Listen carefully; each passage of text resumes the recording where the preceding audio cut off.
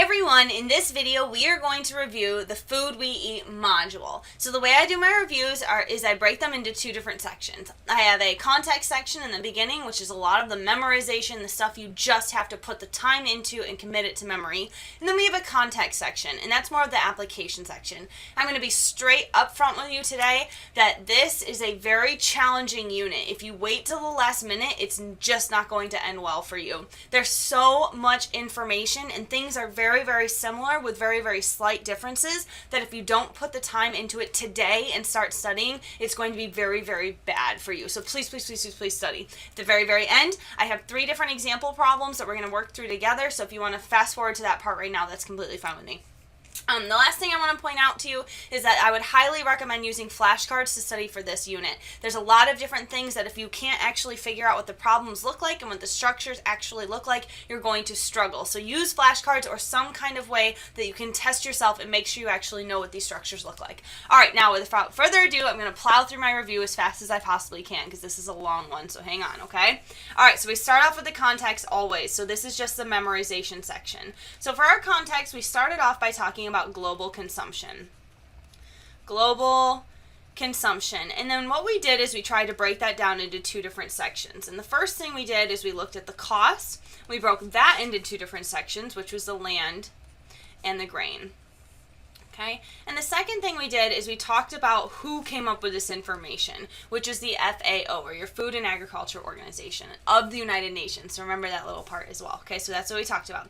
Then we moved on to our actual health component of the food. So this had a lot of different sections into it. The first thing we did is we came up with some definitions for the difference between malnourishment, or if somebody is malnourished, versus someone who is undernourished. Okay, so remember, malnourished is just you don't have the proper amount of nutrients in your system, but undernourished is you're not actually eating well. Okay, these are usually the people who don't have access to high quality food. We also talked about what processed foods are and what processed foods do to your body. From there, we moved on to talk about trans fat. So I gave that its own little category because I went on and on about trans fat and how they're bad for your system. So we definitely need to know about those. In this section, I also included exercise. Okay, we talked about exercise, but we also talked about something called the BMR, or your basal metabolic rate. Okay, so definitely make sure you can calculate that. And I'm also going to add in here that we talked about our diet. And I showed you all the different sections, but the one we're really focusing on right now is My Plate or choosemyplate.gov. Now, we also wanted to rank our foods here. And again, this is just based on the current research in our class. We are going to say that the veggies are the most important thing for you to eat, followed by grain, followed by protein, followed by fruit. And this is the quantity of how much you should eat. I'm not necessarily saying that veggies are more important than protein. You need to have both in your diet. At least get protein somehow. It doesn't have to necessarily be meat, but you need to get protein into your diet. Okay. Then we moved on and talked about our environmental harm.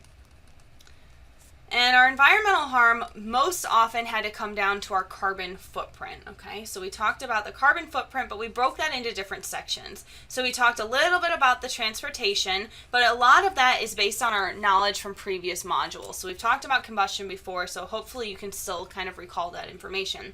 In this unit, we actually started talking about packaging and how you create boxes and the whole process, the 4 different steps of packaging. Then the main thing that we did is we focused on the production, specifically at farms. So there are 3 big sections that we discussed in terms of the production at farms. Remember, it had to do with the farm animals passing gas and so on and so forth, but you need to focus on that. If you focus on any one of this section, it would definitely be the production at farms. Alright, in this section, we also included the nitrogen cycle. So make sure you can actually draw out that cycle, but more importantly, in the context section, I'm more focusing on the fact that I want you to know what a fertilizer does and why we actually use them, but the good and bad part of it. Remember, there's that dead zone at the mouth of the Mississippi River. And the last thing we talked about for the environmental harm is what you can actually do to make this world a better place in terms of the food production process, okay? All right, so now that was our context section. It doesn't feel like a lot, but it is a lot, so make sure you memorize all that. Then we moved on to the chemistry. And the chemistry section, I broke it into a couple different segments for you to try to chunk it and make it a little bit easier to memorize and kind of process this information. And the first thing I did was come up with a category of functional groups. As far as I could tell, I think we only introduced 4 functional groups. So we introduced the alcohol, We talked about the carboxylic acid, which we've seen before. We also talked about esters. All right, that's a new one for us. And then lastly, we started to talk about an amine. Okay, or an NH2 group. After we talked about our functional groups, we actually talked about specific reactions. And there were two different chemical reactions that we focused on. The first one was our condensation reaction. And I'm writing out the word reaction, but then I'm going to draw the chemical equation, so please don't be mad at me for that. So for our condensation reaction, since we talked about it several different times and it looked differently in every single time we did it, I just want to give you the very generic version, which is where you take a reactant or more. It doesn't just have to be one, it can be 2, 3, 4, and you convert it to a product, but the big component of a condensation reaction is you must eliminate water. If you don't create water as a product, then you do not have a condensation reaction by definition, so that's the most important part. But we also talked about our food reactions, and that's kind of a silly way of putting it, but I think it's the easiest way to think about it. So we talk about what happened when we actually ingest food. So when I say food, I'm talking about our three big ones. Our lipids, so our fats, right, our carbs, and our proteins. And so what we do is basically see a very simple combustion reaction. We treat them with oxygen, we create carbon dioxide and water, but we know that we have to do this by creating energy. So we know that this combustion reaction is 100% exothermic. If it wasn't exothermic, we wouldn't use food and eat food as a source of energy. That just wouldn't make sense. All right, after we talked about our reactions, we moved into a different section, which was more our food section. And this is really, in my opinion, where it started to get tricky and complicated, okay? So this is a section you need to spend time in and focus and learn all about this, unless you've heard it somewhere else before. Maybe you have a fantastic bio class and you've already heard all this before, which is great for you.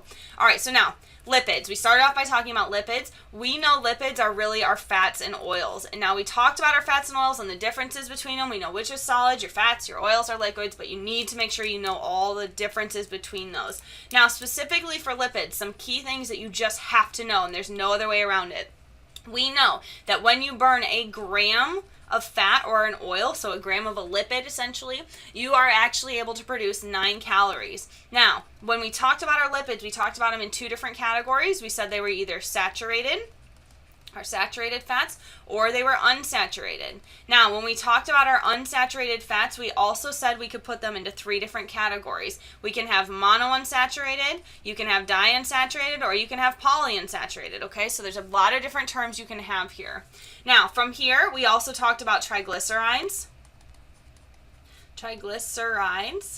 All right, you need to know what a triglyceride is, and that means I would definitely understand that you need to know that it takes a fatty acid, actually 3 fatty acids, and you need to treat it with glycerol in order to create your triglyceride and a water molecule. Now, in order to do this properly, or 3 water molecules, sorry. In order to do this properly, you need 3 fatty acids. So in order to know what a triglyceride is, you have to know what a fatty acid is, and you have to know what glycerol is. There's no way around it. You need to be able to identify all of those. And then the last thing we did is we introduced what was called a hydrogenation reaction. Don't get hung up too much on the hydrogenation reaction, but I would definitely make sure I know what it is, what the definition is, and why we talked about it, okay? Especially in the context of lipids. All right, then we moved on and talked about our carbohydrate or our carbs. Now we know our carbs are our sugars and they are our starches. So we have 2 different sections of these. Now we broke these into different sections with our mono, di, and polysaccharides. But the first thing I want to do before I forget is put the amount of energy that is burned per 1 gram of carbs. So on average, you get about 4 calories per gram burned of a carb, okay? So now we're just being very global with this carb. That could be sugar, that could be starch. On average, it's 4. All right, now let's get to what I wanted to talk about. So we either have our mono or our disaccharides. Okay, these are our sugars. These are not your starches, these are your sugars. So your mono and disaccharides, usually what we did is we focused on 3 main ones: glucose, fructose, and sucrose. So we know glucose and fructose are your monosaccharides, and we know sucrose is your disaccharide. All right, now in this same category, we started talking about aspartame, okay? And we did this because we started talking about synthetic sweeteners. And now we use what was called a relative sweetness scale. I'm going to leave a little space right there because I'm coming back to it. We use what was called a relative sweetness scale in order to evaluate the differences between these different sweeteners, the natural sugars and your synthetic sugars. So we talked about this in terms of that relative sweetness. Now, in terms of aspartame, when we introduced it, we said one specific thing is that it comes always with something called phenylalanine.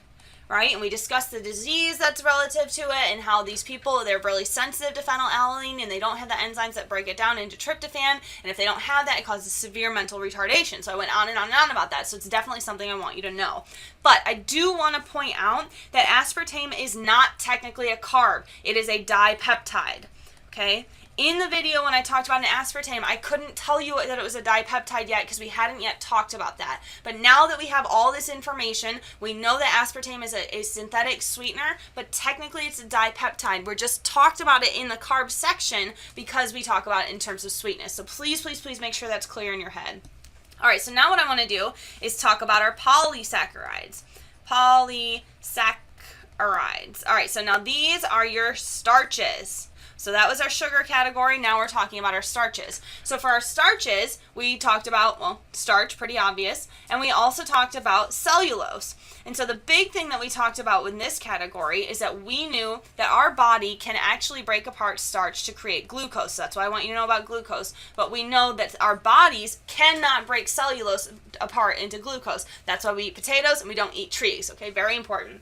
Now, I also want to add in this category that we discussed what was called glycogen. So remember, glycogen is our emergency fuel source. It's stored in our liver and our muscles, so it's a really important polysaccharide, so definitely make sure you know that. All right, so then the last big one that we talked about was our protein. Our proteins, let me give myself a little bit of space here, our proteins. Now, our proteins, we basically talked about them in terms of our peptides, but we really focused on amino acids. Really focused on them. Okay, so the first thing before I forget is that the energy released from protein from burning 1 gram of protein on average is about 4 calories per gram burned. So it's about the same amount of energy released as burning a carb, okay?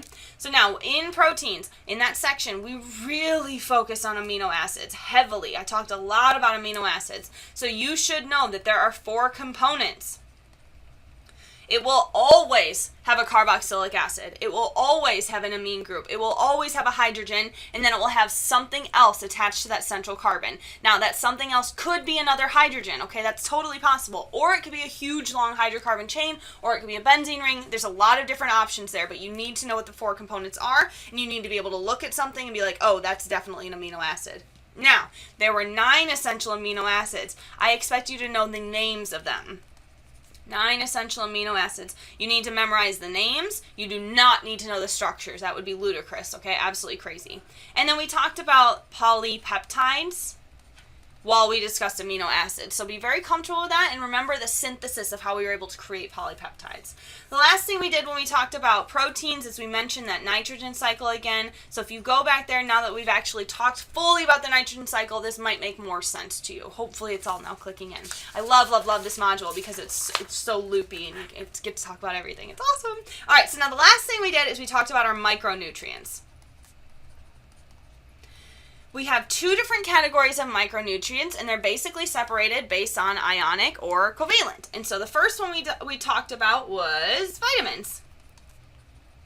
So we know vitamins are organic compounds, but they are very variable. They can look like pretty much anything. And that's why we separated them into 2 different categories. So we have what we called our fat-soluble vitamins, and then we also have what we called our water-soluble vitamins. Leave a little space after each one because I'm coming back. So for our fat-soluble vitamins, what we talked about is that they absolutely have to have carbons and hydrogens. They always have some kind of hydrocarbon chain. Now, they can have other pieces on that. Don't just get hung up on that. They can absolutely have that alcohol group on there, but it's just that it's primarily a hydrocarbon chain somehow.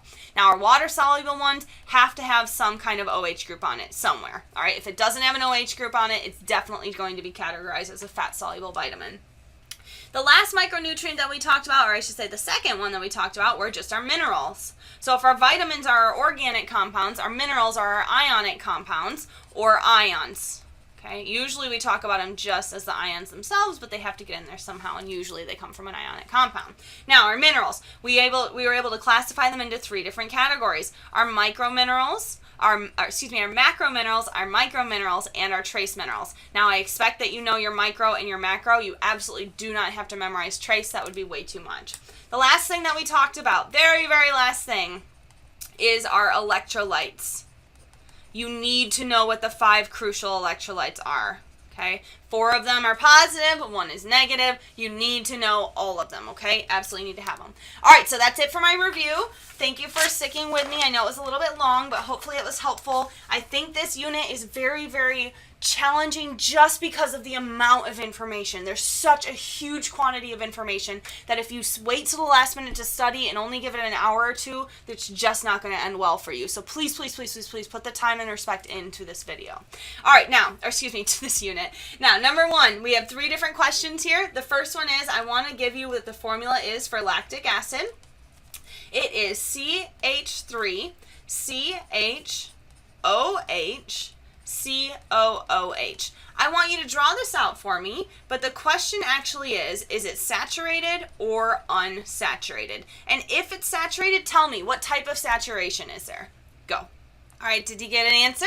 Hopefully you did. The first thing you had to do is you definitely had to draw this out. So you had to start off with your carbon here and then draw your 3 hydrogens on it. So 1, 2, and 3. Then we know that carbon is attached to another carbon. There's an H right after it, right here, so we know that we're just going to attach it to a carbon. This carbon is also attached to that oxygen right there, so you have that OH group, your alcohol right down there. Then at the end, we see our COOH, classic carboxylic acid. So we have a C attached to a double bonded O, and then the carbon is attached to another alcohol group. So the first thing you have to do is draw out your structure. Then you go here and you say, are there carbon-carbon single bonds, or is it carbon-carbon double bonds? I do not see 1 carbon-carbon double bond. It is only carbon-carbon single bond, so this is definitely a saturated compound. Lactic acid is definitely saturated, okay? Now, I want to be very clear about this. This could never, ever, ever be a fatty acid. A lot of students get confused because they say, oh, there's the carboxylic acid, and here's your hydrocarbon.